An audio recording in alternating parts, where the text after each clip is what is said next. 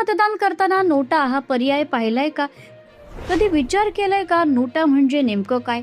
आणि जर निवडणुकीत फक्त एकच उमेदवार असेल तर नोटा का? आजच्या या व्हिडिओमध्ये आपण हे सगळं सोप्या शब्दात समजून घेणार आहोत. नोटा म्हणजे नन ऑफ द अबाव. मराठीत सांगायचं तर यापैकी कोणीही नाही. 2013 साली सर्वोच्च न्यायालयाच्या आदेशानंतर भारतात नोटाचा पर्याय मतदान यंत्रात देण्यात आला. मतदारांना असं सांगायचा हा अधिकार आहे की सर्व उमेदवार पाहिले पण मला एकही योग्य वाटत नाही. नोटा म्हणजे मतदान न करणं नाही तर असहमती व्यक्त करणं आहे. इथे सगळ्यात मोठा गैरसमज आहे, हे आता जाणून घेऊयात. नोटाला सर्वाधिक मतं मिळाली तरी निवडणूक रद्द होत नाही.